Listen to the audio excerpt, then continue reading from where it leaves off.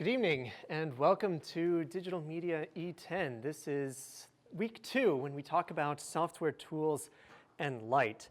And as sort of a teaser for our discussion about light today, I wanted to show an image that was released just earlier today by NASA coming from the New Horizons probe that they flung millions of miles towards Pluto and just a few weeks ago zoomed past it in a matter of hours, traveling at some ridiculous speed, something along the order of tens of thousands of miles an hour.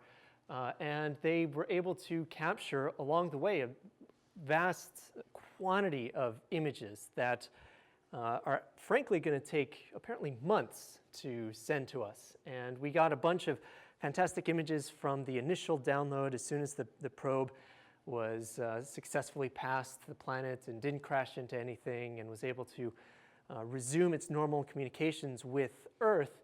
But this one was just released today, which is of Pluto itself. And one of the things that I'm really excited about is, as a result of this mission and also the Philae mission from last year, when they actually were able to put a probe in orbit around an asteroid, or rather a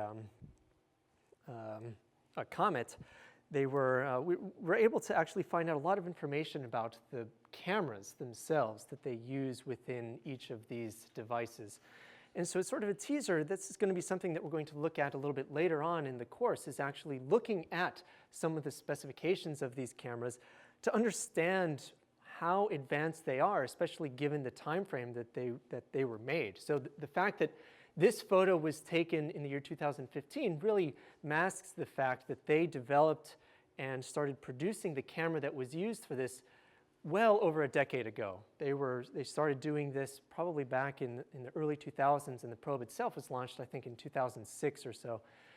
So that development, it took a long time for them to do. And just imagine the state of digital cameras that existed back then. It was certainly not the kind of cameras that we have now, and the fact that they're able to produce such amazing images, I think, is really a testament to just how well they did their jobs, frankly, and just how amazing this technology is. So I'm really excited for us to take a look at each of these, the details of all of these things, a few weeks from now. And in fact, this will be one of the subjects of a future problem set, is actually evaluating and looking at some of the cameras that we use, or that they use in these missions, and try to determine some features or some interesting things about them and how they are different from the cameras that we use now just here on Earth that we can buy in sort of an everyday store. So there's a couple of things that I want to mention.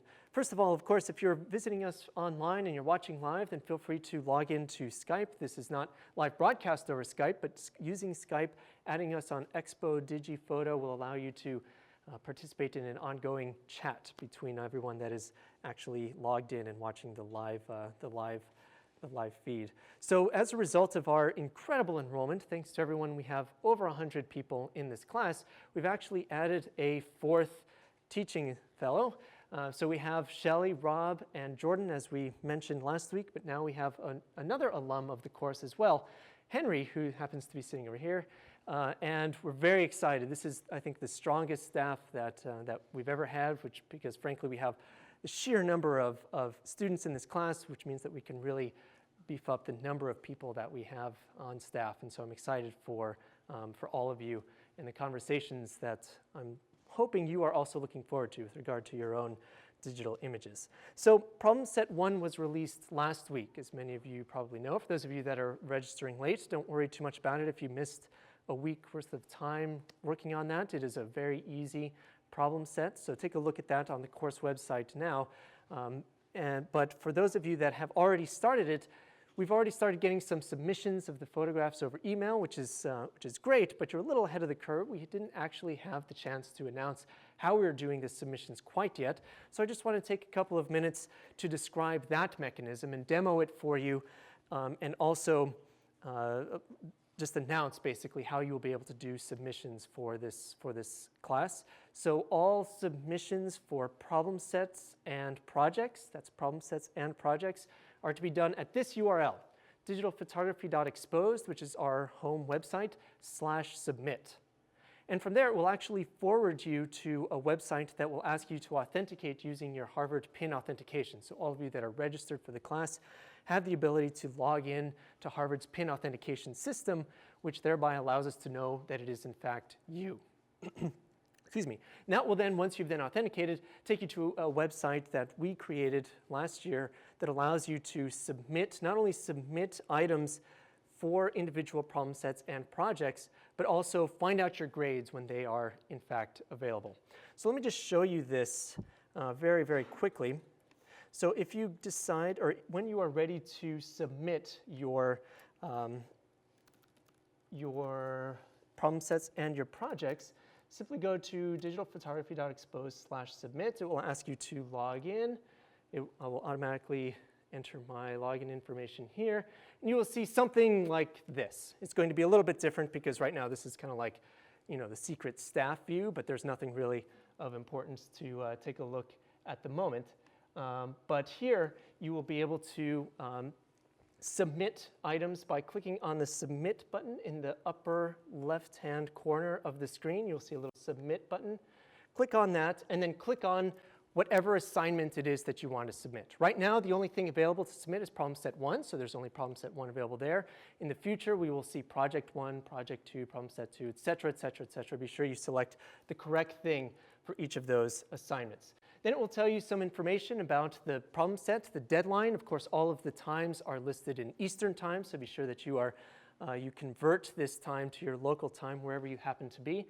This also is a website where you can submit your assignments from anywhere that you have internet access and you can actually visit this website. You will be able to submit your assignments, so you do not have to worry about handing them in physically. You do not have to be present here in Cambridge, Massachusetts to do that. So if you some week decide that you for some reason just cannot make it to class, don't worry about it. Make sure that you do make the time available though to log into the website and submit your assignment there.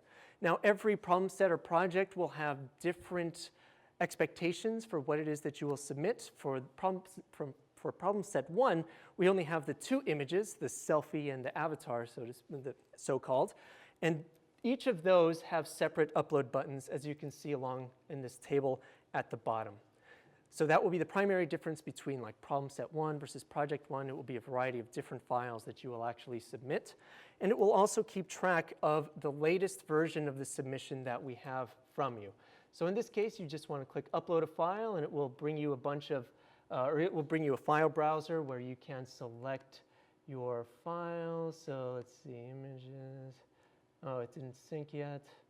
I had a wonderful, I had actually completed the problem set, believe it or not, and I actually had completed that, but for some reason it hasn't synced quite yet. Maybe I will just upload a random, let's see, 2014, that's why.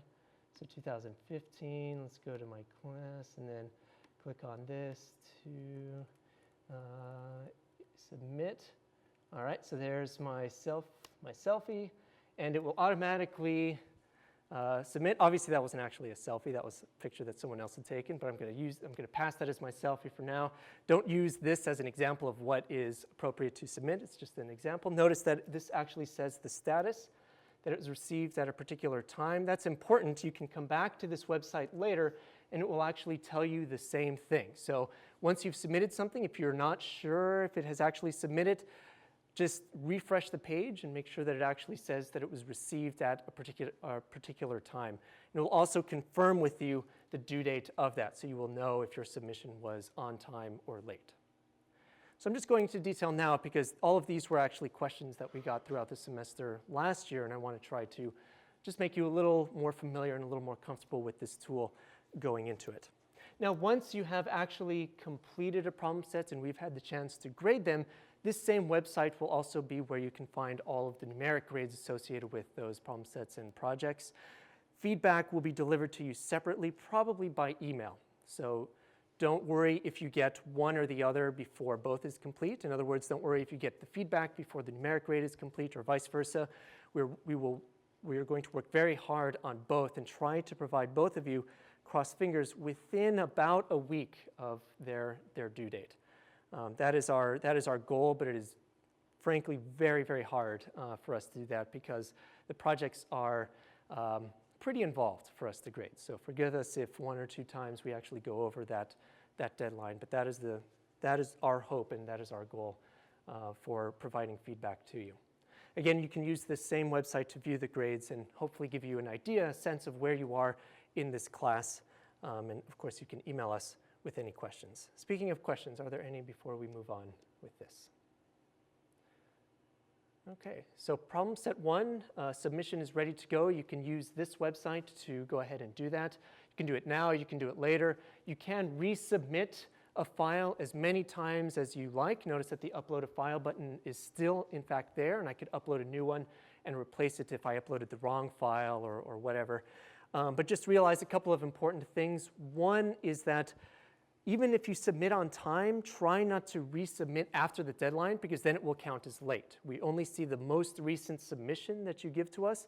So if you accidentally submit it late, then it will appear to be late from our perspective. Similarly, if you upload something on time and then you accidentally overwrite it with some other file, we won't have access to the original one. So do also keep a copy of everything that you submit just in case you have a problem like that, or we email you and saying, hey, it turns out we actually don't have this file, or something along those lines.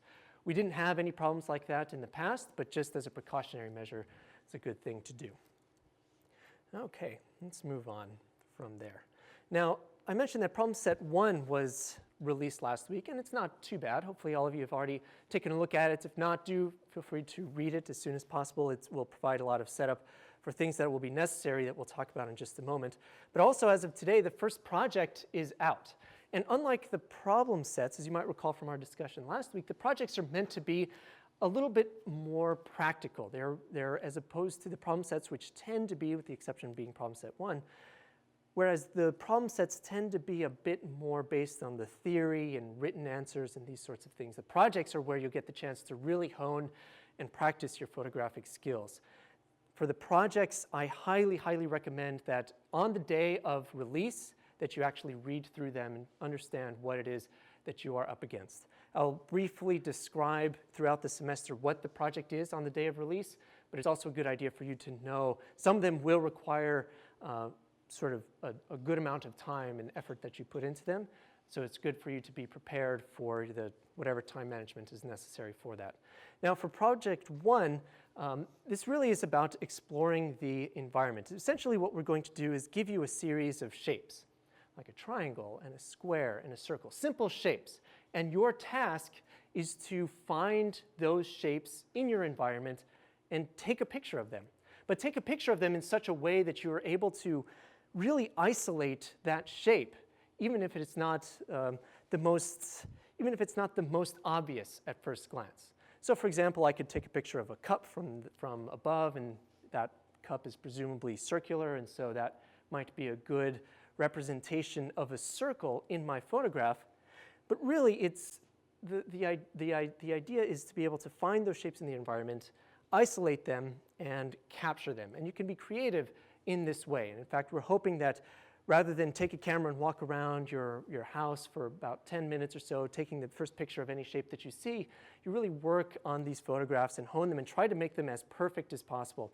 Now, there's going to be some exceptions here. We don't expect that you get all of the technical aspects of this photograph right on the first time. It's very early in the semester. We haven't had the chance to talk about exposure yet. We haven't had the chance to talk a lot about modifying your images in some way to benefit them. So there's going to be leeway in this respect, but you might want to work on these skills even now. So just to sort of give you an idea, we have a couple of examples. These aren't necessarily meant to be representative of the photographs that you should submit, but here if you have a photograph like this, what are some predominant shapes that you might sort of see in this image here? Yes? Yeah, a triangle. So perhaps the base of the arch here looking up actually does provide some sort of a triangle. And really one of the things that you should strive for in this project is not just to take photographs of the most obvious rectangle or square or circle that happens to be in your environment, but instead look at things from different perspectives and different angles. Try getting closer to the floor and looking up, or try looking down from some higher perspective to try to get a variety of different elements in your photograph.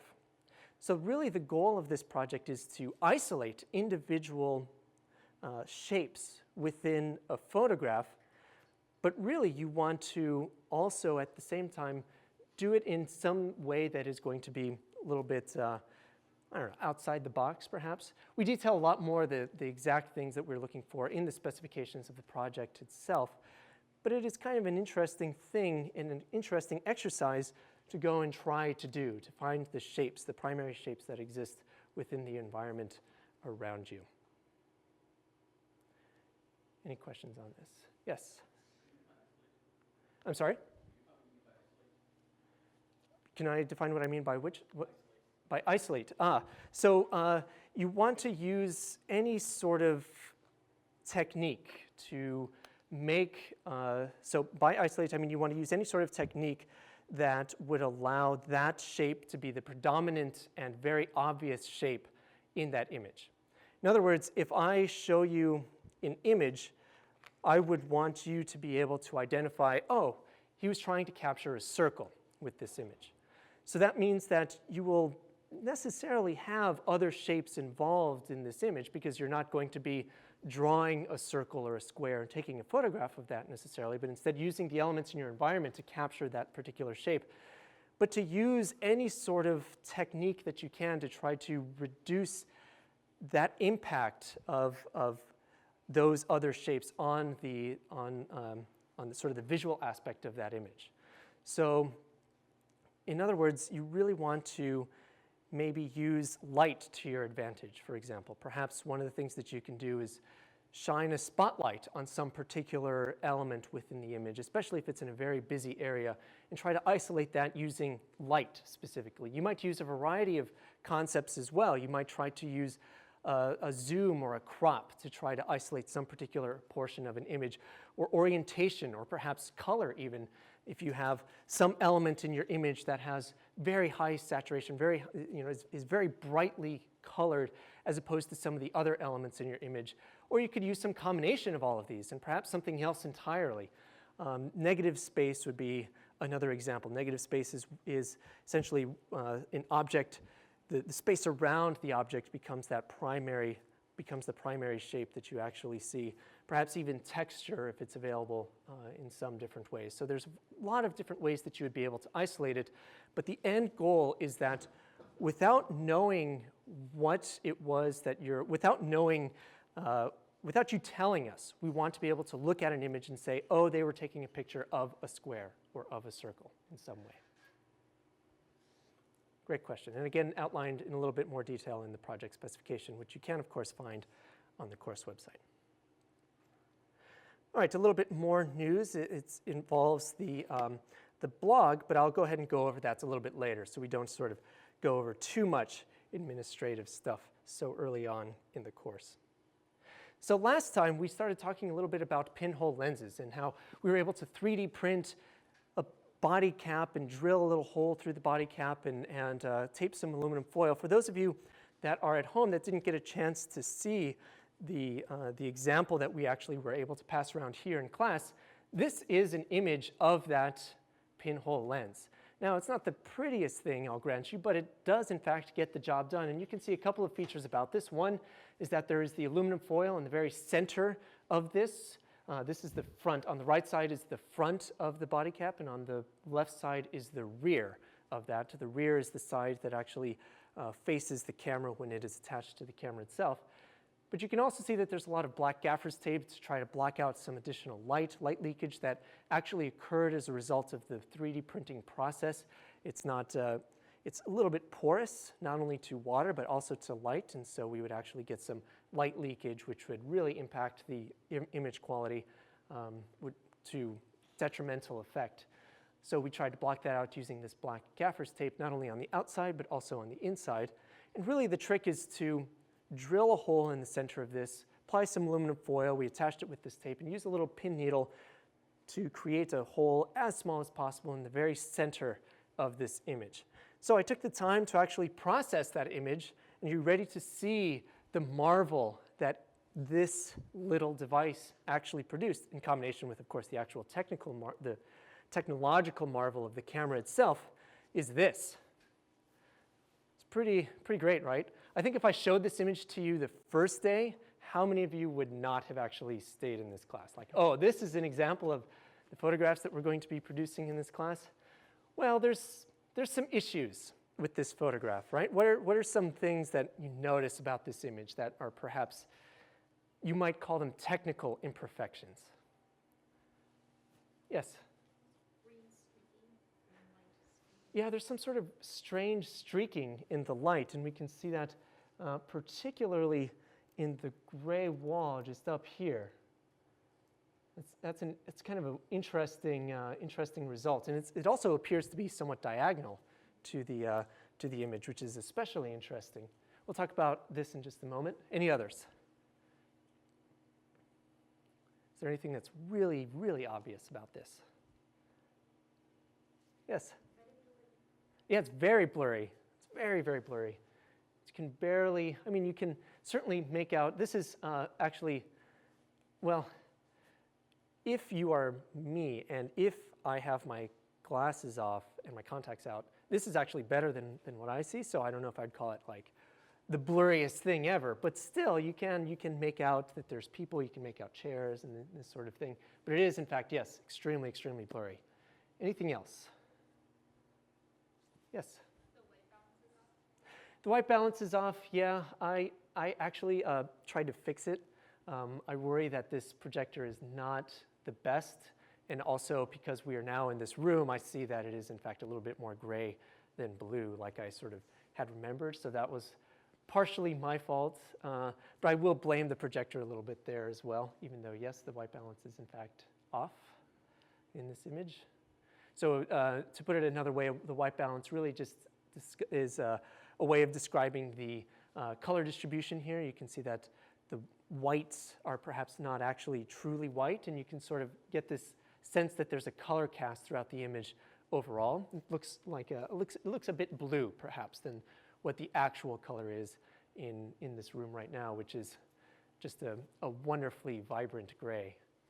I think I saw another, yes?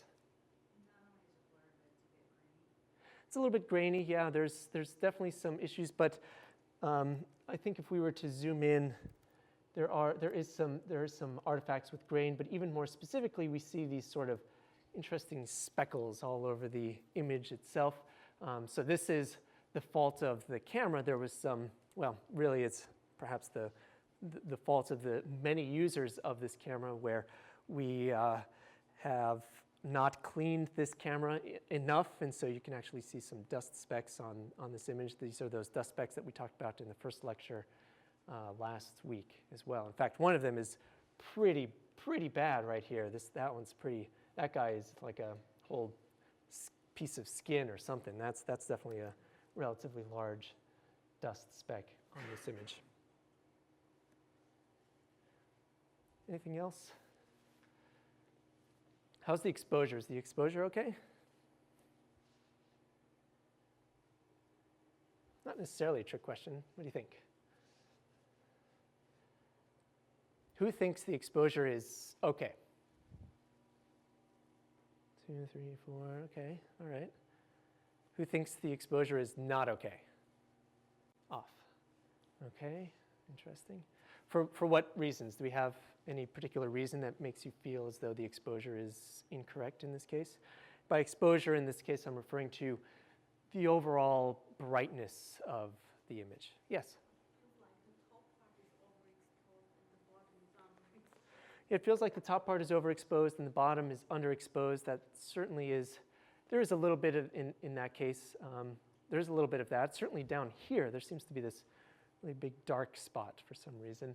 And at the very top, there's the lights essentially, and there's a bit overexposed perhaps. But is it, okay, so are there any other reasons that why someone might think, why other folks raise their hand saying that it wasn't properly exposed? Yes? It has a slow shutter speed, yes, but it doesn't necessarily mean that it's improperly exposed. Yeah, in this case, I needed to use a slow shutter speed just because of the size of the pinhole. It was not allowing very much light through. But yeah, I would try to perhaps avoid doing that in this case. Did I see another? Yes. Yeah, I've got some ghosting with some of the people seated. In this case, I would perhaps lump that into the issues of blurriness, even though there are, in fact, a variety of reasons why this image is blurry. So if we can come back to this discussion of the exposure, I think the exposure is largely okay here. I did just some very small adjustments to the image. The only thing I really did was improve the contrast a little bit because out of the camera it was basically just a black and white image. There was very little color in this image, just straight out of the camera. That might be partially the reason why we're seeing some of this banding, because we're exaggerating the color a fair amount, and we might be exaggerating any color imperfections in the sensor itself. But most likely that banding is a result of frankly, just how poor of a job I did making a little hole in the pinhole itself. But the exposure, I think, is largely okay. There's nothing really I can do about this dark spot down here, which again, if you look at the pinhole through, at a little bit of light, you actually will notice that it's not a perfect circle. There's kind of like a little divot in there blocking some light, and I wonder if that might actually be impacting a variety of these things, not only the exposure across the entire image, but also the quality of the image itself. And there is a fair amount of dynamic range in here. We'll talk about all of these terms throughout the semester, so that the top is a little bit overexposed. But overall, I think it's actually okay. But I think one of the bigger questions about this is, why is it actually blurry? And so we actually touched upon some of these questions in the comments that you guys made. One of them was, well, maybe the shutter was open for a really long time, which captures a lot of light and captures the movement of folks, and that's certainly one reason. Another reason is, frankly, just the quality of the pinhole lens itself is pretty crappy. It's not the best, and so that really is impacting the quality of this image. So there's a lot that we can sort of take away from this image, but it's hopefully pretty interesting that you can go home and create yourself, even if you don't have access to a 3D printer, just by purchasing a body cap lens and drilling a hole through it and using some aluminum foil to create essentially a lens on your own.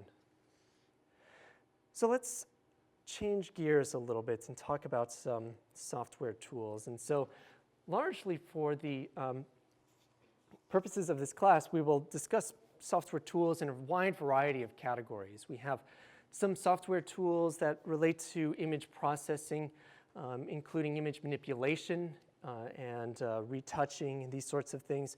We might have some tools that allow for organization of our photos as well, and so allows us to categorize them or to find them or search for them a little bit more easily.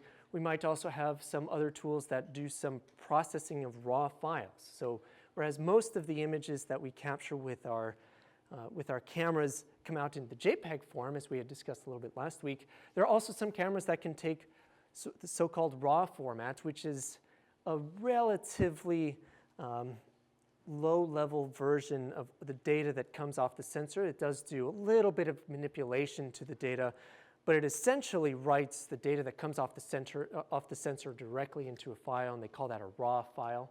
And so sometimes it's kind of impossible to actually open one of these files because there's so many different file types with regard to raw images that you really can't open it just by default on many computers. And so you tend to need a raw processor to be able to do that. Now, some of the software tools that are available extend even well beyond the lists that are on screen right now. One of a popular one that I really liked and some other folks on staff liked was Apple Aperture, which was a software program that was created by Apple, but they discontinued it, I think, last year in 2014, the summer of 2014, which is kind of a bummer. But it did a number of things. It did organization of your photos, and it also did raw processing, and Apple has claimed that they are creating new software tools to replace that. But there's certainly a much larger discussion to be had there about the specifics of aperture and its replacement that have come out since then. But there's also other things like all of the Adobe products that many of you have probably heard of, if not used quite yet, like Photoshop, of course, which has now been popularized so much that it is now used as a verb. You Photoshop something to retouch it or to manipulate it in some particular way. But Lightroom is also another software tool that allows you to organize some images. And so the distinction perhaps between Lightroom and Photoshop is that Lightroom is meant to be more of a photographer's tool so that it includes things like raw processing and photo organization, whereas Photoshop does allow you to do those things, but it is not the emphasis. The emphasis is placed much more on image manipulation and retouching.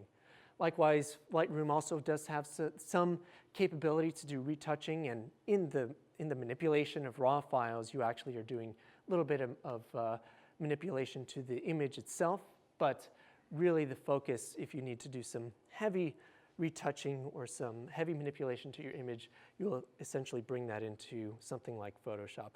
But now with the advent of smartphones and their popularization as photographic tools, we're also seeing a lot of applications come out for those devices that allow us to do each of these types of things. And it's important to realize that not every piece of software is going to do each of these various categories of tasks that we might have when we're dealing with photographs. So whereas Apple's Aperture and Adobe's Lightroom do allow for organization and for some light retouching and raw manipulation, the same can't be said for some of these other photos or some of these other applications as well, like Instagram, which really just will take a photo from your on-camera set of photographs and allow you to manipulate it with some admittedly improving set of tools, but still somewhat limited compared to the vast array of tools that you would get in some other dedicated manipulation tools like Photoshop. But there are other things as well, like Phase 1 has released throughout the years a variety of very good tools, and there are some other things by, if you might recall, one of the hybrid cameras that we looked at last week came out by a company called DxO, and DxO actually creates image manipulation tools as well that are even more specific than some of these categories that we've been talking about. Some of these software tools are so specific as to be used specifically for removing noise from images, for example. That is actually a very popular specific type of image manipulation tool that you will see available, things like Noise Ninja and some other tools that exist that you can download and essentially use exclusively to remove noise from your image.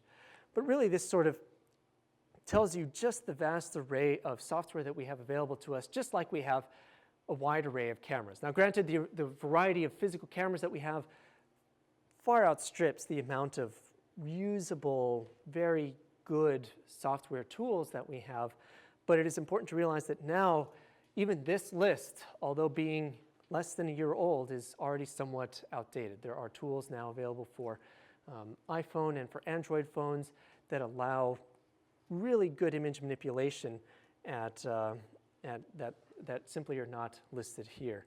So you might have some software tool that you actually really enjoy using, and it might actually even be built into your computer, and that is certainly fine as well.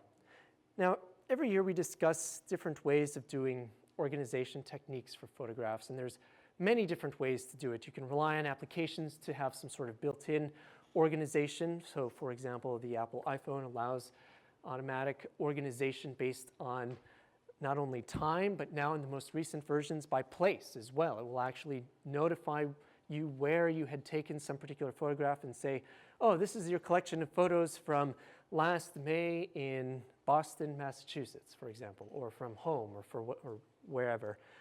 But each of these organization tasks are very different than, or at least that is very different than what we traditionally have available to us in these organization tools that we can have in some of those listed software from before. So we might have some different ways, like organizing by some folder hierarchy where you categorize each of your photos by month and by day and by year, or perhaps by location, and you try to simulate some of these automatic tools on your own computer. And each of these has an advantage and disadvantage, like this, for example, where we use some strict folder hierarchy. It's very easy to maintain in some sense. You don't have to, you're not tied to a specific piece of software. You can easily back it up because you know that when you retrieve that backup, you can have your organization remain completely intact. But it does get messy very quickly. It is very easy to lose track of your particular organization, or perhaps you get lazy one day and you don't actually want to add all of those images to that specific hierarchy that you have, and that can become difficult very, very quickly. And there's also nothing that actually enforces it other than your own will to make sure that everything remains very well organized in this case. So you could also use a photo tool like Lightroom or like your phone, and there's advantages and disadvantages here. It's perhaps easy to find and preview images, but really you are locked into that tool, and that is not necessarily something that you want to do, as we've seen now with something like Apple Aperture actually now no longer being used. It became a huge hassle for many users of this software to try to port their libraries to other software. And in fact, this is still a problem even for me. Even though Apple Aperture was discontinued last year, a lot of my photos from when I first started back in, I don't know, 2002 or so, up until about 2014 are locked in that old Apple Aperture library because I haven't yet had the time or the interest to port all of those over. And that can really be kind of a downer, frankly. I was just admitting to myself today that I really have to do some house cleaning on these, and I'm not looking forward to doing that at all. So there's sort of this interesting hybrid approach that you might consider taking. And so I present this not so much as a way of telling you how to do things, but just to realize that there is, in fact, a hybrid approach that might be useful as well, which is that you can use a combination of organization software which allows you to provide an arbitrary hierarchy in some way that is actually very useful to you. Like what is useful for me, for example, is on the far left to split projects into and by that I mean collections of photographs into different categories in terms of like trips or work-related or specific projects that I'm working on or something along these lines, specific jobs that I actually was hired to do, or perhaps some personal files which are like selfies or some other ones just that I took for fun. But each of those can, underneath the hood, still be organized using your computer's underlying folder structure and be enforced by that software. So in this case, this is something that you can ask some organization tools like Lightroom to actually do for you and simplify a lot of the tasks of things like backup and actually making sure that you maintain some sort of usable file hierarchy here. And so this now actually simplifies a lot of tasks. If for some reason I lose the ability to open this software because it is discontinued and it's no longer updated, and I update my computer, and so I really can't view these older, I can't open this older catalog that existed only in some specific piece of software, I can still go into the file hierarchy and find a specific image that I want. And in fact, this is an important consideration even outside of the scope of photographic tools, of software tools that we use for photographs, especially when we talk about these raw files that I had mentioned before, which are, like I said, just essentially raw output direct from the sensor and written to a file. There is not just one type of raw file that exists in the world. There is not even just one type of file that exists for a specific camera manufacturer. In fact, we see that there are one or more types of raw files for every single camera that does support the raw format. There might be similarities between them, the way that they're organized internally, for example, the actual structure that's written to disk might be organized in some similar way, but the data itself may not actually be the same from one camera model to the next. And so for those of you that come into this class with prior experience with photography and have used raw photographs might be familiar with this already. If you buy a new camera and your favorite piece of software like Lightroom doesn't yet have support for that raw file, you have to wait until the manufacturer of that software, or the developer rather, of this software tool actually provides the capability for you to read the files from this camera. So that's annoying, but really that just means that you have to wait a little bit longer to be able to get the images onto your computer, rather to be able to manipulate those images. But this also says something about the archival of those same images that you actually are using. So we are constantly progressing in our technology, and so I'm sure even just I'm sure all of you have at some point purchased new computers and gotten rid of your old one and have started using new ones, updated the operating system on your computer, updated the software on your phone, or updated any one of the photo processing software that you've used. And it is very likely that we will lose the ability to read unless we are very proactive, and by we, I mean the software developers of these software tools. Unless those software developers are very extremely proactive about maintaining old support for older cameras and older RAW files, then we will lose the ability to actually read those. And so a raw photograph is not a very portable type of data. And by portable, I mean it's not something that you can very easily take from one device onto some other arbitrary device and be able to open it and see that image, for the reason that we have all of these different types of raw images. So this is kind of a bad thing, and Adobe has tried to combat this by coming out with a specific type of raw file called a digital negative, a DNG file, and they say that they want to try to provide the capability for archiving your old raw images by also providing a converter for your old raw images into this DNG file type, which is meant to still store the raw data from your camera, but do so in a way that other pieces of software down the road will also be able to read. So there are many, many advantages to using a raw file type, which we will discuss throughout the course of the semester.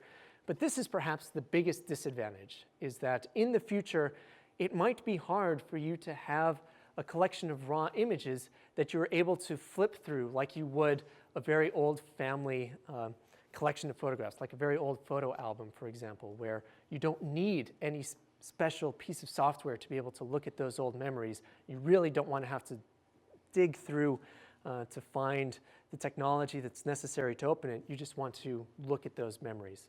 So this is perhaps one of the downsides of using a raw image. Now there's a variety of organization techniques. You can do things like you can apply ratings to your images, you can stack them together, or in other words, collate some of them into a specific image, or into a specific stack, and say that all of these images are very similar and perhaps pick one of those. You could also apply keywords to these, but be really careful, as you can tell just from this screenshot, which is now very, very old. I ended up going a little crazy with my keywords, going to the level of detail. I don't know why I did this, but I went to the level of detail where I would have a photograph, and if it just so happened that the photograph had a tree in it, like, oh, I think I can see a tree in the background, there's a little green pixel there, I would give it a keyword of a tree, just because I thought that for some reason that would be the way I would want to have that photograph. I would remember it by that tree, and I wanted to be sure that there was a way that I'd be able to find that again. This exploded the number of keywords that I had, and it became impossible to maintain. And so be very careful with keywords. I think there's a similarity, or at least at first, there was this idea of a similarity between keywords, and for those of you that use things like Twitter or Instagram, the idea of hashtags, which are meant to sort of categorize the posts that you make in either one of these social services into some specific category. But I think that keywords are in fact different than hashtags. Excuse me. And the reason is that a hashtag really is becoming sort of like a keyword that's also relevant only in a very temporal sense, in a very like local space of time. And by that I mean is people are trying to be very clever with their hashtags, and so they might have some specific hashtag that relates only to some specific event. And unless you happen to remember that very specific hashtag, which may have a wording or a pun or some sort of joke involved that you may not remember later offhand, it become very difficult to find that out. And so a keyword in this case is really just meant to be one or two words that can apply generally to that photograph. And if you decide to use this, don't label each of the individual trees, because I tell you that gets that gets tiresome so quickly, just absolutely, absolutely quickly. So there's another idea that I didn't really get a chance to talk about quite yet, which is that every single image in most file types supports not only the image data itself, so I'm talking about a JPEG, for example, which has not only the collection of pixels and the collection of data that's necessary to represent the image and recreate that image on your screen, but it also has tucked away inside of this file additional so-called metadata, which is data that applies to that file, but is not necessarily the main data itself. So this could be things like the details of exposure of the photograph, or perhaps the exposure mode, or maybe even the camera type, and the type of lens that you happen to use. And nowadays, when we're taking photographs with our phones, we're actually starting to see a lot more detail as well, like embedded location data that's contained within each of the images that we capture with our images. And again, this may not be news to a lot of you, but I do want to show you, I want to be sure that everyone is on the same page with this and show you that there is an enormous amount of data that is stored inside of an image, even if you don't see it using traditional methods. And a traditional method would be like double-clicking that image and seeing the image itself. You don't necessarily get the chance to see all of the other metadata that's saved within this particular file. So I have here a couple of images. This one is a lovely panorama that I took in Colorado. And you can see that there's, it's a nice picture or whatever, maybe.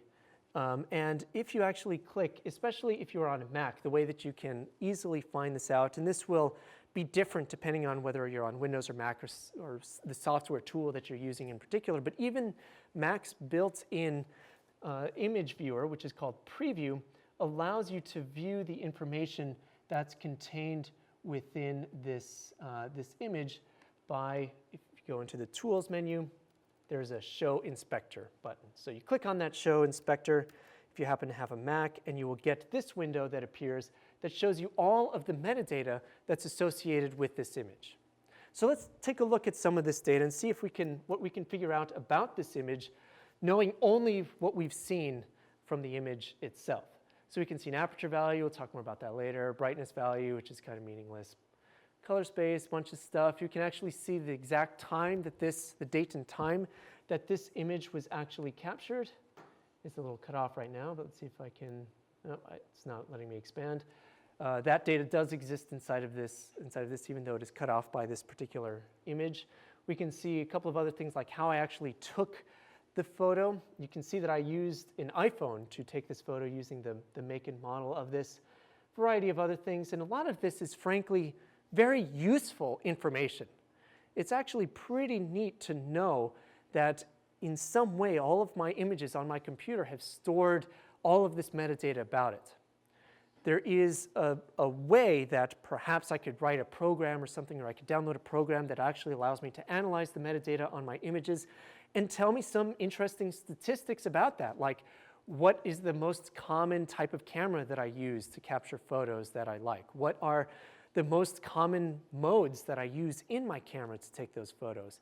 Perhaps I can get some more information about the lenses themselves, and in fact, that's actually one very nerdy way that I made the first decision about expanding my lens lineup, was downloading a program that, well, technically I wrote it, a program that looked at all of the metadata and across all of my photos and told me what the most used focal lengths were for a particular image. So I knew that whereas I really wanted to purchase a lens that was like a more zoomed in, more zoom lens, what it told me was that I was actually using the most zoomed out possible focal length range on the lens that I had at the time, and that helped inform my decision about purchasing a wide angle lens as my next lens purchase. But anyway, all of that stuff notwithstanding, there is one slightly scary thing which I do want to show you, which is this GPS tab up here. Now, many of your cameras don't necessarily have GPS built in, but your smartphones do, and some cameras actually do as well have this capability.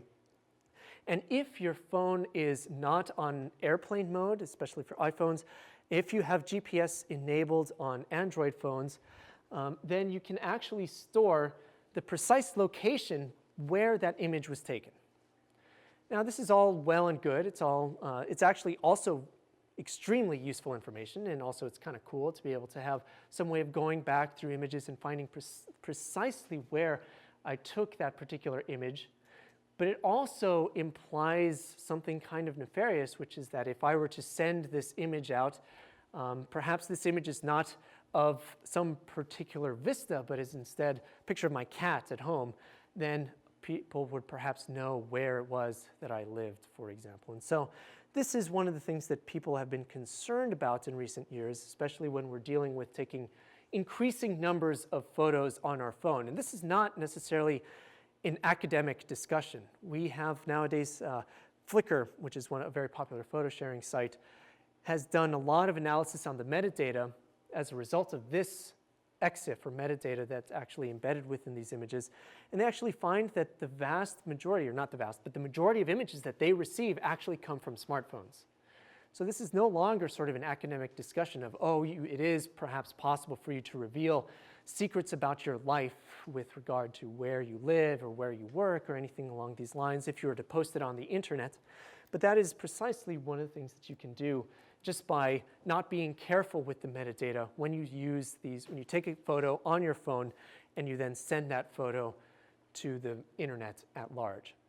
Fortunately, nowadays, this has become a big enough problem that many services do, in fact, do you the benefit of stripping this metadata out of the image before posting it publicly, but not all services do. And unless you get explicit confirmation that that is actually happening, it's best to assume that that data is present inside of that image file and therefore available in some way to anyone that is using the internet. Yes? Can you prevent, on an iPhone, say, can you prevent it from collecting that data, turning off something in location services? Can you prevent a phone from collecting this data? Yes, almost every modern phone that I know of allows you using different mechanisms, and you'll have to look up the specifics for your specific phone, to disable the embedding of this location data in your images. At the same time, it's so useful that I'm not sure you want to globally disable it for every photograph that you ever take, but instead use, within your workflow of publishing images, just be sure that you include a step that explicitly removes this metadata or whatever metadata you're concerned about. And that's in fact the warning that I want to make, is that this is in fact something to be mindful of, but it's not necessarily something to be scared of, and it's not necessarily something that we have to rebel against, realizing that this is useful or perhaps just interesting information that we can store within our image essentially for free. And we do want to have some way of, at select times, disabling this particular collection of information. Fortunately, new versions of of Preview and many other software will allow you to explicitly remove this. We can see there's a Remove Location Info button right next to the very cool Show in Maps button, which allows me to remove the location information from this image. But realize that each of these pieces of data that are contained in this EXIF data within your image are independent in a sense. In other words, if I were to remove the location data, that doesn't mean that I will also remove all of the metadata, all of the other metadata that's contained within this image. So arguably, this data that's contained here involving the exposure values and some of the other statistics about how I actually captured this image are not quite as sensitive as the location information, but you may sometimes also want to remove this in some cases. Perhaps you don't want people to know that you are using an iPhone, for example, especially if it's a very old one and you want to seem like you're with the in crowd, then you just remove that information and you would still be able to publish that photo without that particular piece of metadata. So this is, there's a lot of different software that allows you to manipulate the image metadata that's contained within each of these images. And I encourage you to sort of find out how you do that based on your particular workflow, based on the software that you enjoy using. Any piece of software that is reasonable will have the capability to do this, unless it's very new and it has kind of like cool features and hasn't matured quite enough to be able to have this sort of basic feature. It still is important to realize that many pieces of software do allow you to do this. Now, there is one caveat that I want to mention here as well, and that is that we, the staff of this class, actually rely on this metadata, and specifically the EXIF metadata, not the GPS metadata, but we rely on this EXIF metadata to get that additional information about the photographs that you submit to us. Now, for problem set 1, it doesn't matter if you submit photos that have or don't have the metadata included, but for every subsequent project and problem set, starting with project 1, please be sure that you maintain the metadata that your camera captures and stores within the image file. This is essential for us to be able to evaluate the photographs and to be able to know, frankly, just how you took the photograph. Like sometimes it's not quite clear if you used longer shutter speed or what the ISO was or what some of these other aspects of the photograph were, and that is very helpful for us when we're providing feedback to you on the photos that you actually take. And as we'll see, the blog, the course blog, which allows you to provide critiques on, to provide photos for critique from other students in this class, also relies on this data just to provide some basic exposure information in the post, just automatically. You don't have to type it in most cases. So if you preserve the metadata, then that will greatly benefit all of us. And in fact, we require it for the projects and subsequent problem sets. Yes? If you go into Photoshop to alter something a little, will that change any of the metadata, or will it come up in the metadata? If you go to Photoshop and alter it, so is the question, does using Photoshop alter the metadata as well, or is it more specific? So I think there's two ways to answer this question. One is that if you use Photoshop or many other image manipulation tools, it does modify the EXIF data by default, generally, most of the time, to also include the piece of software that you use to modify the image. Even if it was to do something like open the image and then resave it, and you actually did no other modifications, it will generally say Adobe Photoshop version number and some other piece of information. Generally, I have not seen image manipulation software that will dictate the type of manipulations that you do inside of the EXIF data. So generally, this is not a way of knowing, oh, this person actually photoshopped themselves into an image, because it doesn't necessarily say that in the metadata. Now, there is also another little caveat here, which is that it depends on how you save this image. When you save an image, especially in Photoshop, you are generally given a lot of options, one of which is to preserve the metadata or throw it out. And depending on how you check that little box, or whether you click the little button that removes the metadata, it will generally, by default, be preserved. So by default, this metadata will be preserved, I think, in a lot of photo manipulation programs that you use. But it's good to have some way of knowing whether that was the case. So whether you're on a Mac and you can use Preview to sort of verify that that information is still preserved on your image, or if you use a Windows machine in Linux and you use some other piece of software, it's still a good idea to sort of verify that the manipulations that you do, we variably allow manipulations in the projects, so be sure that you follow those specs separately. But make sure that those manipulations do not, in fact, modify the sort of the core metadata that we have within this image. Any other questions? All right, let's take a quick 5-minute break, and when we come back, we will talk about the blog and light. Welcome back, everyone. So before the break, we were talking a little bit about software tools, metadata, some very loosely connected topics on organization and the like of these sorts of things. Starting next week, we will begin having sections, especially given the results of the survey, which was part of problem set 1. We'll start to stand up some sections. We'll send an email specifically with the section times for both online and in-person sections. And we highly recommend that you go to these, even though they are not required. No attendance will be taken, because if you have additional questions about specific things involving your organization, the software tools that you are using, talking about images and talking about the stuff that we go over in class, this will be the perfect opportunity to do so. So we'll talk more about that, of course, in the coming weeks. But for now, I wanted to talk a little bit about the blog. And this is probably a familiar site for those of you that have already attempted Problem set 1, you might have already signed up for Tumblr and Discuss like we asked you to do, and then all of a sudden you go to the blog's website and you're confronted with this. Enter password. And we are going to send out the password for the blog later tonight or first thing tomorrow morning so that you're able to access this.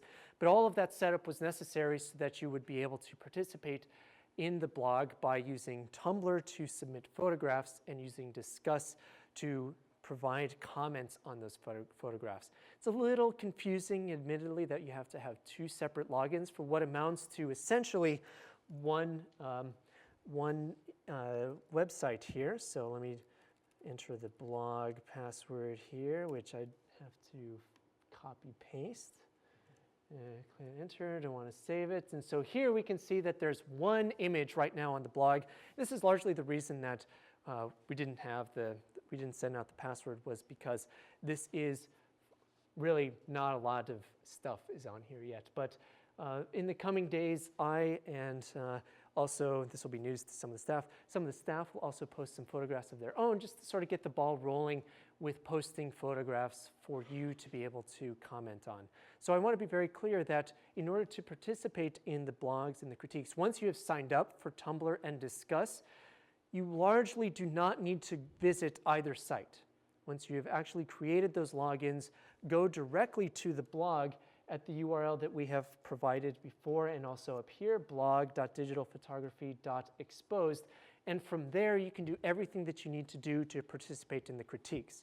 It just so happens that these 2 systems are separate, but we are in this website are able to use each of those individual systems to create the whole critique system that you are going to be using. So there are 2 basic elements to providing critiques. One is actually uploading a photograph, and the other is actually responding to other people's and your own photographs.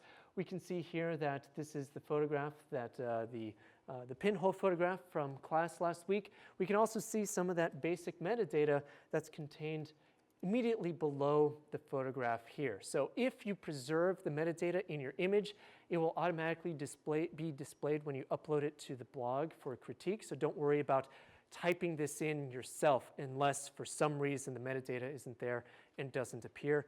There also are very rare cases where some photos, some cameras specifically, format the metadata in a way that the website cannot interpret and so does not do this, in which case you can just type that stuff manually in the description that you provide for that photograph. So notice a couple of things here. Along the left is going to be a column with all of the photographs that we submit. The most recent ones will be at the top. You can also see the description that I provided for this particular image, kind of a discussion about it that we've largely already had today in class. And also immediately below that, the number of comments on this photograph, which is 0, and that's totally fine because none of you have the password. So there's a couple of ways for you to be able to comment on an image specifically. So if you click on the image itself, you'll get a blown up version of that so you can see it in a little bit greater detail. But when you actually want to comment on an image, what you want to do is click on the comment link that exists below it. Let's see, so back here, you can confirm. You can click on the comment link that exists below the description of that image. It will bring you to the page that is specific to that image, so you then only see that one image and its description, and you'll also see the discussion that exists below here. So this element down here at the very bottom is that discuss. So it will ask you to log in. Just log in using the credentials that you created for Discuss, which is the discussion aspect. And then you'll be able to begin the discussion here. It's very important that you do actually use that login that you created for Discuss when actually using this discussion, because at the end of the semester, we're able to look at everyone's submissions and be able to count them and make sure that you did or did not participate in the discussion that exists. See a half question? Question, full question. Is the blog connected to Tumblr? Yes. So you have your own account? So the blog is connected to Tumblr, and you do have your own account. And the reason that that is necessary is that this website is actually hosted by Tumblr. This is actually a Tumblr website that we've just provided a theme to, modified a theme, and provided it to look like this particular manner. Tumblr also provides support for embedding discuss here, which again, admittedly, takes a little bit of getting used to at first, but don't worry, it will become a little bit more streamlined and straightforward as you work with this over the duration of the semester. And what Tumblr allows us to do is to actually post the photographs themselves. So whereas we use discuss for that discussion itself to discuss elements about that image, then you can use Tumblr to actually post that. And again, you don't need to go directly to either of these websites. You don't have to go to tumblr.com. You don't have to go to discuss.com. Don't worry about that. Go directly to the blog, and from the blog homepage, you can actually post the crit photo using the link at the very bottom right. So there's a nice little link right here. Click Post the Crit Photo. It will bring you to Tumblr's page, but it will automatically allow you to upload the photo and create a description for it. And so just so that we're very clear about what's happening, I also have another post that I'm ready to do. So I have a blog.jpg, so this image that I am ready for a critique. Notice that along the bottom, we can actually add a caption.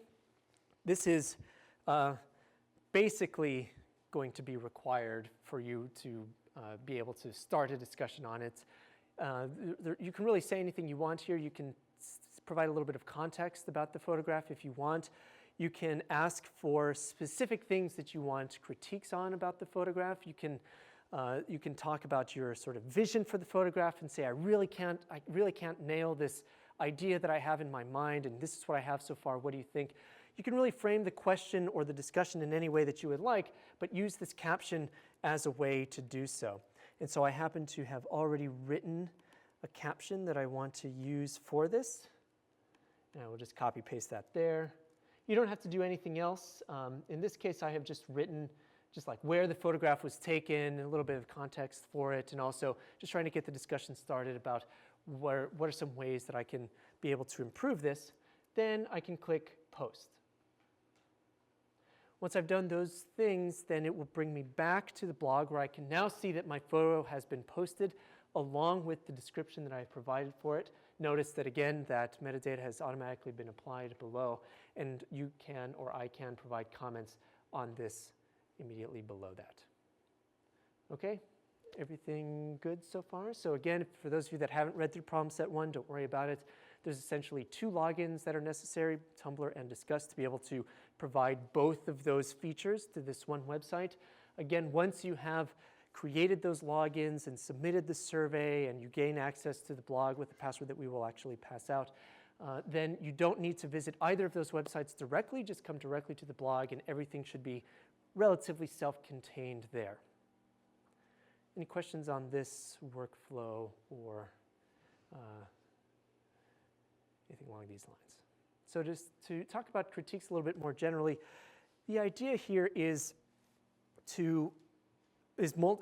multiple. One of them is for you to be encouraged to take photographs outside of the context of your bi-weekly projects and be taking photographs every day, or not every day, but every week that you're in this class. And that's really going to be the best way to hone and work on your photographic skill, is by doing that.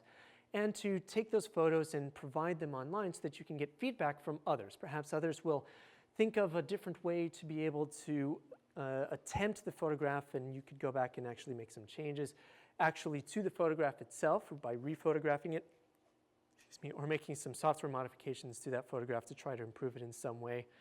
But I want to be very clear that these discussions are meant to be constructive, and we're going to be participating in the discussions, but also asking each of you to sort of make sure that the discussions don't get too out of hand or become disparaging or anything along these lines. Realize that all of you have come into this class with a huge range and huge diversity in experience in photography, and it is totally understandable that not every week you're going to be posting an image that is National Geographic quality, and that's certainly okay. The whole point of this is to improve and to have creative and constructive discussions about the photographs that we actually post. Now, generally speaking, there's about one critique due per week. Every week, for the next 12 weeks. So starting with this coming Thursday, you can find out all of this information on the course website, but beginning with the due date of problem set 1, that's the due date of the first critique image that you actually need to post. When you do that, that's also a good opportunity to sort of scroll around and begin or continue discussions that other people are having about critiques. Generally speaking, we will certainly allow a lapse of one critique photo throughout the semester. We will automatically forgive that. Don't worry about that. If some week you're just not able to post a critique photo, that's certainly fine. You will not be penalized for that. But after that, we will make a percentage of the critique photos that you actually publish to the site. And we're also going to be looking at, like I discussed last week, the discussions that you're having and making sure that you are participating in the critiques as well. So there's two aspects of this. There's not only submitting your own photos to critique, which is admittedly a very vulnerable thing to do, but also to participate in the discussions of others and try to improve and try to help the other students and your peers try to improve their own photography by participating in those discussions. And there is a graded component to this, but realize again that we are not going to strictly say you must absolutely do 2 comments every week for the next 12 weeks, because that's not how this is going to work, I don't think. I think some of you will perhaps at first be a little bit more timid and maybe not know really what to say until you get a little bit more experience, and that's certainly fine if you want to wait a couple of weeks before you start participating a lot more. Some of you may be able to participate a lot more at the onset, especially if you come in with some experience already to this class, and you can sort of front load a lot of your discussion to the beginning of the semester, and all of these sorts of things are fine. But generally speaking, what we'll be looking for is that you participate in about 2 discussions every week. But that can be, there's some play there towards the beginning or the end of the semester, or depending on your particular workload. Any questions on this? Yes? When you say critiques, they are not the same as the projects that you just posted earlier? That's right. So when I say critiques, I do not mean that they are the same as the projects or the problem sets. So the critiques are separate entirely from both the projects and the problem sets. When you submit a problem set, you are submitting problem sets, those images to the submission tool that we showed before. When you submit projects, you're submitting those projects to the submission tool that we showed before. But critiques are a weekly element. Critiques are a weekly element that are totally separate from each of these and are part of the participation and discussion element of the final part of the grade that has the goals that I already enumerated. So we can submit pictures taken before the class, for example, for critiques? So the question is, if you want to get critiques for photos before the class was taken? That's a good question, and the answer, especially at first, is yes, in that you can submit photos right now of a photograph that you have taken in the past before the class started and get a critique on that. You might have, I'm sure all of you have photos that you are especially proud of coming into this class. Realize again that there's sort of this psychological balance that you have to make, where you're actually making a photograph available for others to discuss, and so there's a little bit of a vulnerability involved with actually doing this. But that's certainly a good thing, I think, for especially photos that you like, for other people to take a look at them and provide some feedback on what they think of the photograph. Again, in a very constructive, safe, and encouraging manner, rather than in a disparaging way. But the big asterisk to this is that I want to dissuade that from happening later on in the semester, because part of the point of the critique is that it is supposed to encourage you to be working on your photography in concert with the projects that you're working on and the problem sets, and submit those things that you're working on for critique. So that does mean that sometimes maybe you start your project a little bit early, you want to get some feedback on that from your peers. You can use one of your project images early on in the project period to get some critiques and to get some discussion going from there. But really we want to, and also you can post more than one photo per week if you want. So if you have a photo later on down the line that was an earlier photo and you say, I actually really want to get this photo critiqued after all, even if it's an earlier photo, you might consider posting your actual critique photo for that week and then posting your older one as well. Yes? Can you post it with a watermark on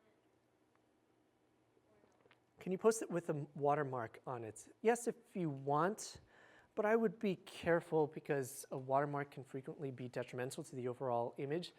And it's highly likely that you might get a critique about the watermark itself. Like, oh, I find this watermark actually be somewhat distracting to this image. Something along those lines. But there's not necessarily an issue with that. The reason that we have a password on the blog is actually to try to combat the issues related to this. Specifically to limit the exposure of the photographs that you post and the discussions that you have about those photographs that you post on the blog to only those students that are registered for the class, so that it is not publicly available to anyone who happens to go to the course blog. So that if you do have a photograph that you especially like, and realizing that this is not necessarily a guarantee that that photograph remains private inside of this blog, though of course, please, all of you, respect the copyright of your fellow peers of the images that they post on here.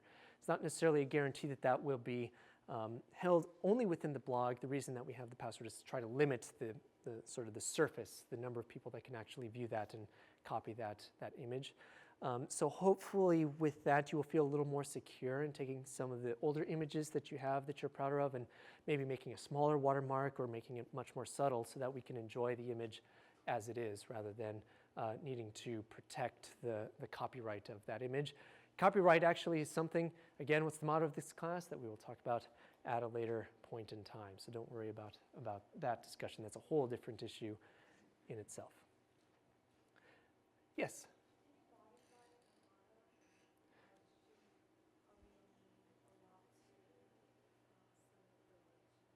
So I heard the question, can I modify the photo? I didn't hear the last part. Do you have to submit the original photo? Do you mean to critiques specifically?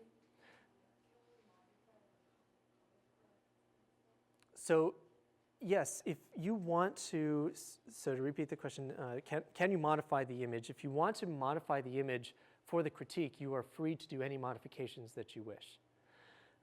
You can do anything that you want to that image and upload it for critique. And that certainly is also fair game for asking for help with the critique, is what do you think of my modification?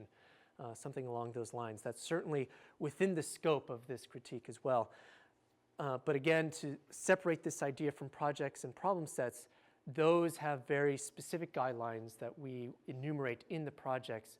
So if you have that question about a specific project, like Project 1, read the specification that we provide on the PDF, and that outlines very clearly, well, we hope very clearly, the expectations of modification for the images for that project and problem set. Okay? So, to summarize, the blog is for critiques, one a week, essentially, due by, for better or for worse, class time. Along with 2 discussions every week. Play is allowed. You know, if you cannot make some week and you need to modify those times, we are understanding in those specific cases. Projects and problem sets, on the other hand, are separate entities entirely, even though you may use a photo that you're working on for a project to post it for critique, realizing that there's no reason that, well, yeah. So realize that those are separate things. You can post it for critique, but we still expect you to submit problem sets and project images or submissions on that submission part of the website, which is different than the blog. There's also the in-class, or rather the in-person critique. So we can discuss all of these photographs and text all we want, but there is certainly an element to getting a critique actually in person. And so for those of you that are following along at home and are unable to come to class, then don't worry about actually needing to be present to be able to provide an in-person critique. But we expect at least once in the semester that you provide either in lecture or in section a photo for you to provide, or for you to get actual in-person critique, or maybe audio critique for those of you that are at home via section or lecture. There's more detail about that on the course website. For those of you that want to get a head start on that, we will open up submissions starting next week for critiques there. So do be sure to pay attention to that before the end of the semester, before we run out of time. Okay, so let's move on a little bit to a key point that I want to make in this in today's lecture, which is that you have a computer. We talked about these software tools that are made available that you can download and that you can use to modify your images. But really, computers fail, and not only just computers, but also like just the components contained inside of them. And this can lead to like some drastic consequences if you don't actually back up your data. So I got to be preachy for just a second, but please, please, please back up your data. Every semester there is someone who doesn't listen to this element and has a computer crisis. And we do our best to accommodate issues there, but this will happen to you at some point if it hasn't already. And it's really, really critical that you do, in fact, back up your data, including the photos that you most care about. And this is kind of it's not necessarily an easy thing to do, but it is a necessary thing to do. There are ways that you can make it easy. There are external hard drives that you can purchase from your favorite retailer, plug them into your computer, and using some backup tool, back up your entire hard drive, back up your entire computer onto that external hard drive. Many modern operating systems make this easy to do, including Macs and I think Windows, and even your mobile devices allow you to back up the images that are contained within them to some either remote service or to some local device.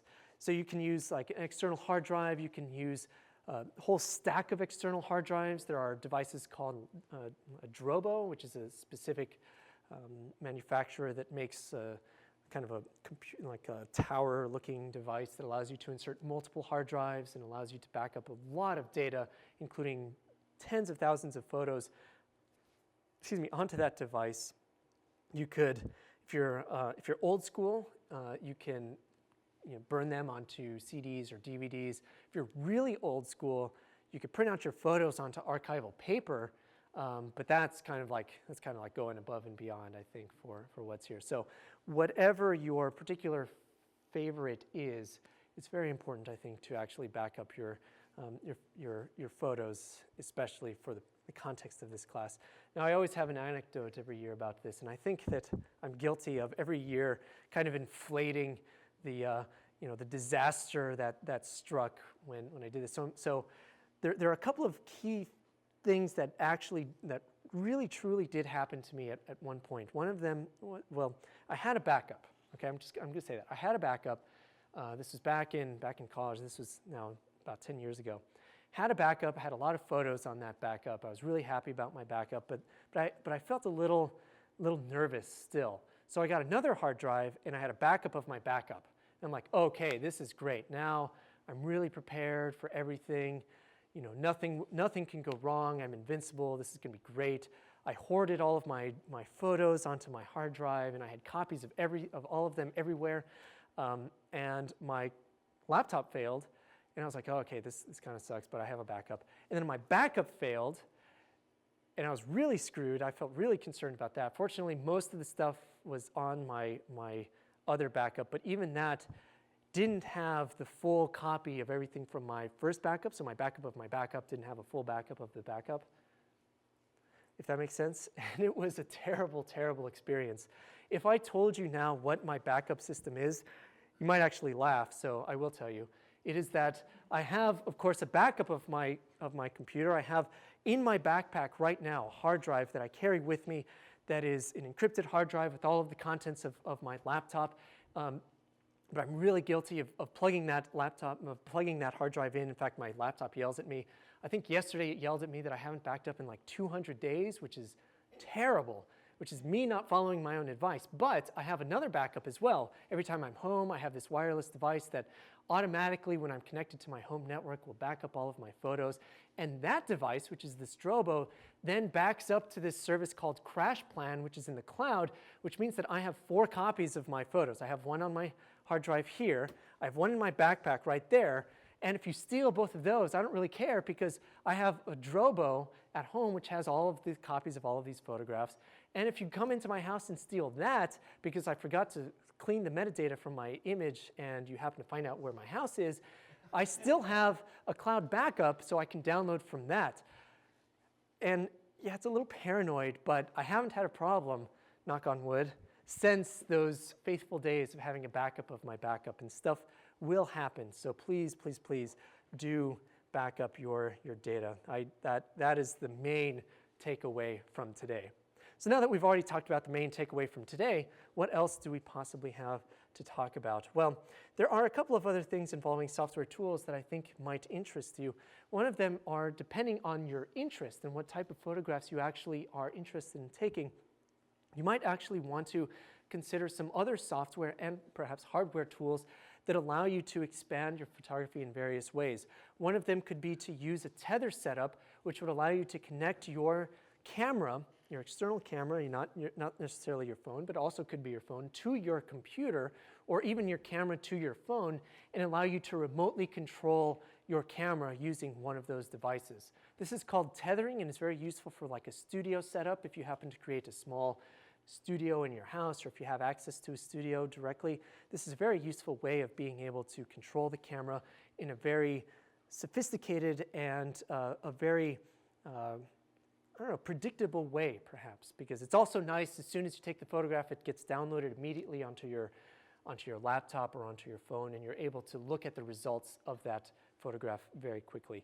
You might also be interested in some other software tools called intervalometers. There's also hardware versions of these, which allow you to create or to take photographs at specific intervals, just like the name sort of implies. It's sort of like a remote shutter that you might have, a remote shutter button that you might have for your camera, which allows you to, when your camera's set up on a tripod, you push the button and it takes a photograph. You can actually use an intervalometer to automatically, for you, take photographs at specified intervals to do things like capture an eclipse, or to do a time lapse, or to do any numbers of things related to that. Now we're going to eventually talk a little bit more about raw processing, and we're going to use in this class Adobe Photoshop and Adobe Lightroom. You don't need to purchase this software. They do have available a 30-day trial, but don't download it right now. Wait for a little bit later in the class when we actually start using these pieces of software before you actually download this 30-day trial and start to use them. But if you are serious about your photography, Adobe also has kind of an interesting deal for photographers and it's a subscription service, but for $10 a month you can get both Photoshop and Lightroom on your computer. I don't know offhand if there's some sort of a like minimum duration or contract or something like that. Those are details that I'll leave to you to investigate if you are interested in doing this. But that is a way to get a relatively inexpensive way of getting some of the state-of-the-art, best software tools that are available now for using these photographs, or for manipulating your photographs. So don't worry again about that right now. If you are concerned about having to purchase software for this class, you don't need to. We will discuss that a little bit later. In the past, the staff also has, and the staff, I mean me, also has experience with Apple Aperture. So if you happen to be using a slightly older Mac and have that software, then we can try to help you out with that as well. If you're using some other software, you'll kind of have to ask the staff list to see if any of us have experience with some other software if you need help with it. We'll do our best, but there's now so much that's available that we may or may not have experience with those things. Now there's so much discussion about Photoshop that, and actually image manipulation, that we really can talk about the ethics of modifying photos and sort of the ethics of photoshopping in general. And we've already touched on some of these issues earlier in the class when we had questions about, can I do light retouching on my images when I send them for critiques or when I submit them for problem sets and projects? And we could spend quite a while discussing what these ethics actually are. we could simplify it perhaps. We could overgeneralize and say, if you're trying to represent some particular scene, like if you're trying to represent something journalistically or you need it to be accurate in some way, then there's perhaps downward pressure against, there's downward pressure against modifying that image so that you can truly represent it in the original way that that scene was created. But even that is sort of a sticky situation, because there are ways that in the scene that you could actually heavily modify other people's perception of it when capturing that photograph. For example, in this classroom, I could take a photo zoomed in on a section of the classroom where we have a high concentration of students and make it look like all of the seats are filled in here, when that's not necessarily representative of that, and that required no manipulation of that image to actually misrepresent the scene that took place. So this is a hugely varied discussion, one that I encourage you to have with your TFs when we start sections. There's a couple of things that I do want to show you, sort of neat examples of digital tampering and photographic tampering that have existed throughout the years. This is not something that's new to this era of digital manipulation and digital cameras and digital photography and Photoshop, which is now probably about, 20 years old or something along those lines. People have been manipulating images for as long as photography has existed. Like this image, for example, which you have probably seen on the left of Abe Lincoln, is actually a completely doctored image. It was originally an image, a portrait of John C. Calhoun, and they actually manipulated this image before publishing it, or maybe even after publishing it, which is kind of an interesting thing to look at. In fact, there's a couple of examples here of image manipulation that have existed throughout history that are interesting for you to look at. I encourage you. We'll try to post this. We'll try to post this website so that you can see specific examples. There's a couple of examples that I always really like. This one. Benito Mussolini liked to have heroic portraits of himself, but he had the handler of the horse removed from this particular image. It's not just to poke fun at this particular dictator. There's all sorts of good stuff here. I highly encourage you to take a look at that. Let's see, do I have another one that's ready to go? Well, here's one. Just people inserting themselves and removing other objects within images. This is not a new thing, and it's something certainly to consider within the context of your own image manipulation. And wherever you define that line, there's many ways that we could consider that. But for the purposes of this class, we try to define as explicitly as possible where that line is for projects and problem sets, and where we think it is for the assignments that you submit for this class. If there's any questions about the spirit of what it is that we are trying to address, then do, of course, let us know. Now, this even exists in sort of more modern examples as well that are perhaps meant to be a little bit more they're supposed to make a powerful statement. So there was this article that came out in the New York Times way back in 2008 when there was a lot of concern about the Iranian nuclear armament. And apparently this image came out of, I don't know exactly where, but I think it might have been state-sponsored from Iran. And they realized after publishing it that this was actually digitally altered to make it appear as though there were more rockets in this image than there actually are.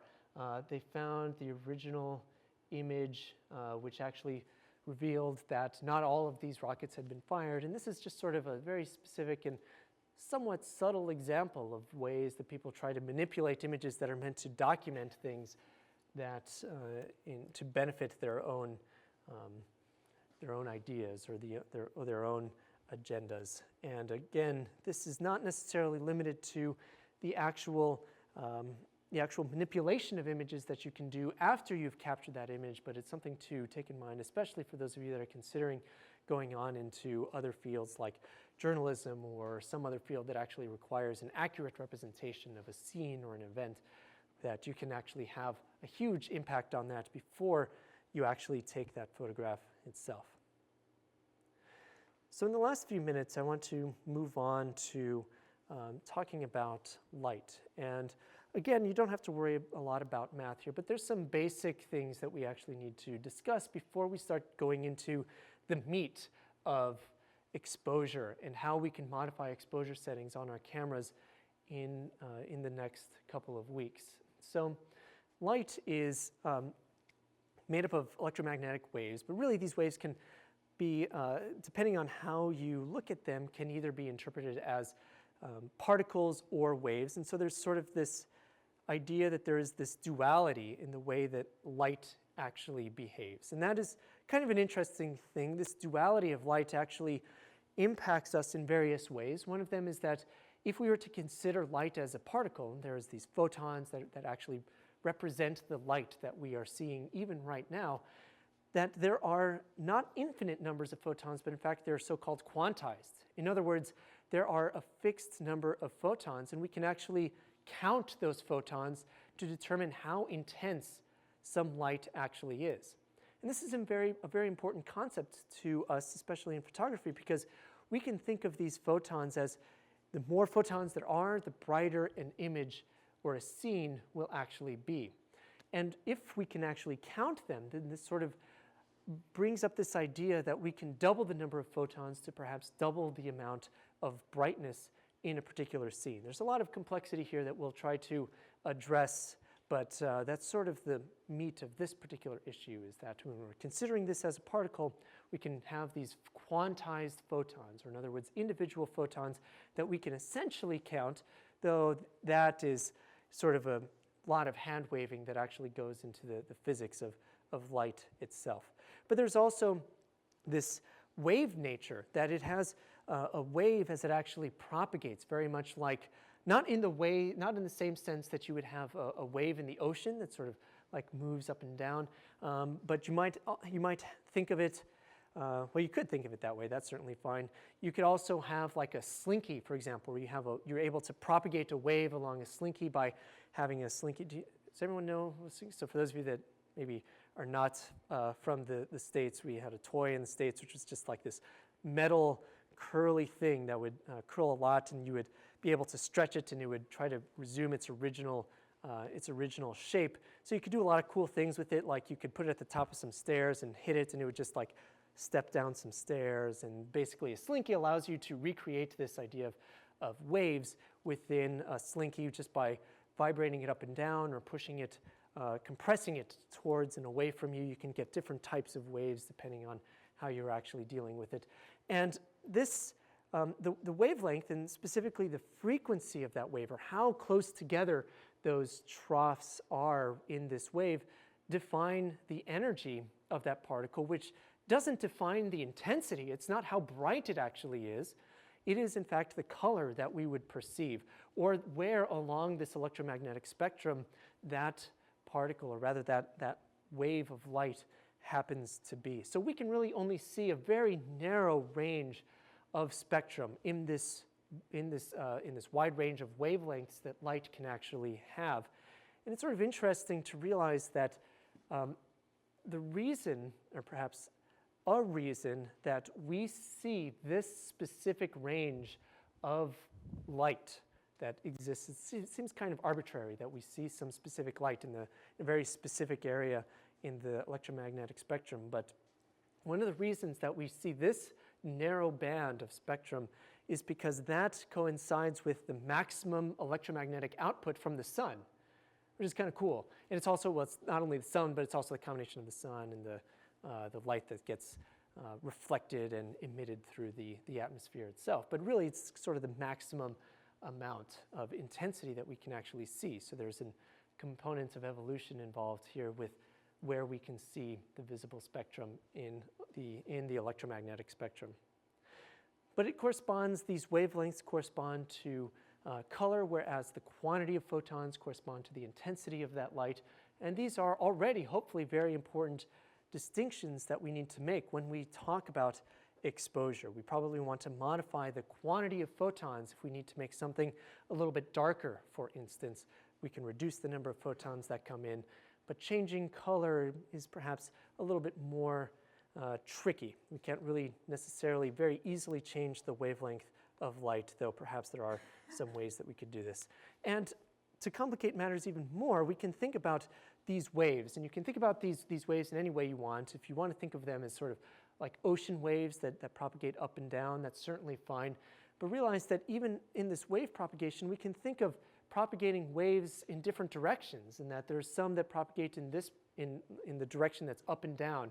There might be some that propagate in the direction towards me and away from me, and perhaps even at an angle. And so we could think of this in very oversimplified terms as polarization, as the polarization of light, as which direction is that wave traveling, or more specifically, what is the orientation of that wave along the direction that it is actually traveling. So there's these three main properties that we are going to be concerned with: the quantization, or the number of photons, the intensity of this light, the wavelength of that light, which really corresponds to the color that we are able to see, and also this polarization. But polarization really won't impact us very much until we start talking a little bit about filters and the like. So the way that we are able to see, just in a very fast nutshell about the anatomy of the eye, it's really strikingly similar to the way that a camera might actually function in some sense, in some sort of high-level sense, in that we have light that comes in and is focused by a lens. That's actually the term that we can use for the eye, and it is focused onto the back of the eye, where we have some cells that actually detect the light at a particular location. There are the retina contains a bunch of cells that allows us to detect that light. In the very center, there's this macula, which contains a fovea, and a fovea is actually a concentration of cells that give us even more detailed vision than we have in the rest of our eye. There's some other interesting elements of this anatomy as well, is that there's an optic nerve, which you can see coming in from the right, and that is actually the location of the optic nerve against the eye is actually a place where we have no cells that allow us to perceive light. It just so happens we don't have a dark spot in our vision, because our brains do such a good job of just sort of photoshopping, in essence, the input that is coming in, and really making it difficult to identify that particular spot. If you want to convince yourself of this, there are blind spot tests that you can find on the internet, which shows two dots, and if you focus on one dot, you actually will suddenly not be able to see the other dot. It's kind of an interesting phenomenon that actually exists, because our brain is filling in that color with some of the surrounding colors that exist in that image. So already, hopefully, you can see some similarities now to, especially in SLR. We have a lens, it's focusing some light, it's going to the very back of the sensor. We don't have a shutter, really, but there's a lot of ways that we can derive some similarities here. And don't worry too much about the anatomy here, but we're sort of just trying to make some comparisons and try to provide a little bit of context for how we can think of our camera actually functioning, and also how our own vision impacts photography. In other words, cameras and the way that we manipulate photos and the way that we try to capture photos, we really are trying to recreate the scene as we see it, whether that is actually visible or some vision that we have of that particular scene, whether that's improving or increasing the amount of color in that scene or what have you.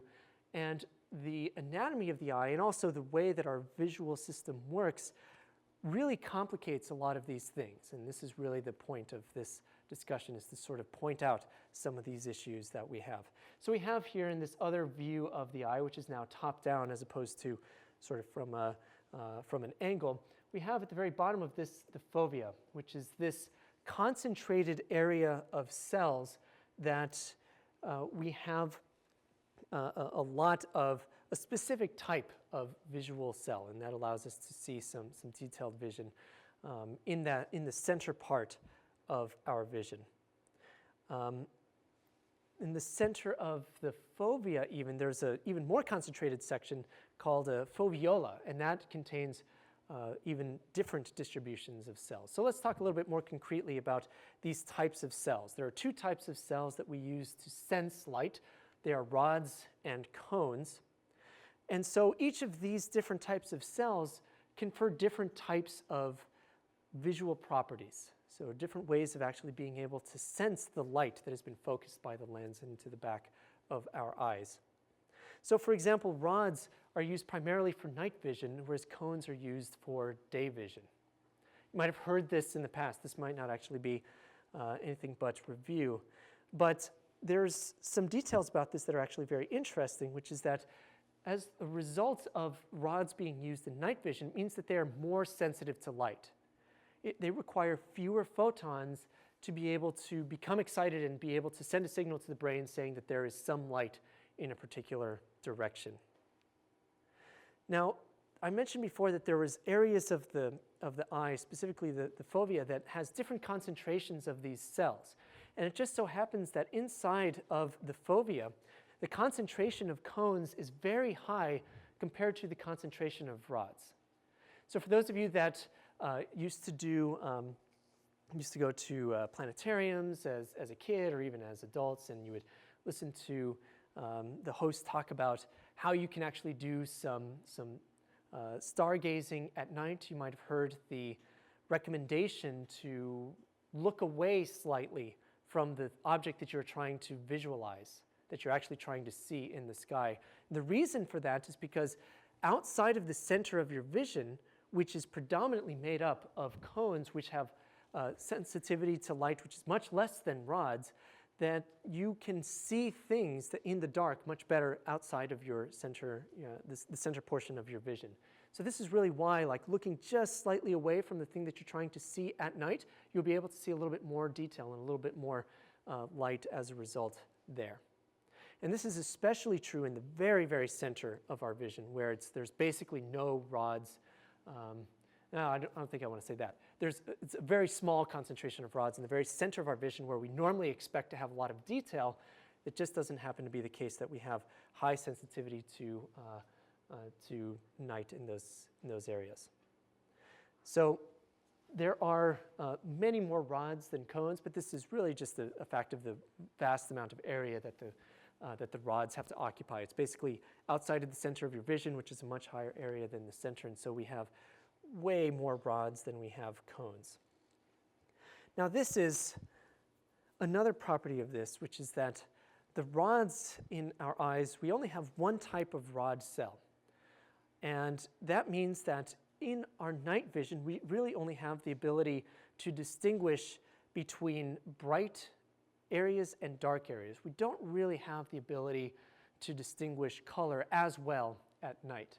So if you are in a very dark room, and we're talking about very dark areas, if you happen to be in a very dark room, you might notice that colors don't seem to be as vibrant as they are when you turn on the light or during the day. And this is one of the reasons why. There's also some physics reasons why as well. But this happens to be one of the reasons why, is that our rods that are responsible for night vision don't provide the capability to see color at night, whereas cones are primarily used for this purpose.